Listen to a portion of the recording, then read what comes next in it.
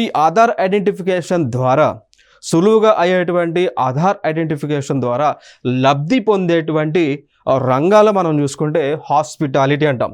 Hospitality, వసతి. For example మనం ఏదైనా ఒక 5 స్టార్ హోటల్కి వెళ్ళామనుకోండి, మన యొక్క ఐడెంటిఫికేషన్, మన యొక్క ఐడెంటిటీ అక్కడ చాలా ఇంపార్టెంట్.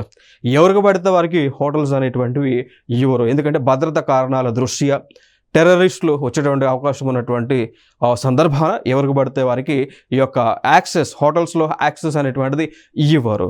సో అందుకోసం సులువుగా అయ్యే విధంగా ఈ ఆధార్ ఐడెంటిఫికేషన్ తీసుకొచ్చారు. దీని ద్వారా హాస్పిటాలిటీలో కూడా ఈ యొక్క సేవలను వినియోగించబోతా ఉన్నారు. ఓకే, నెక్స్ట్ అంశం ఆరోగ్య సంరక్షణ సంబంధించి, హెల్త్ ప్రొటెక్షన్ సంబంధించి. ఫర్ ఎగ్జాంపుల్ మనకు ఆరోగ్యశ్రీ పథకం కావాలి అనుకోండి, అక్కడ ఆధార్ వెరిఫికేషన్ ఈజీగా అవుతుంది దీని ద్వారా.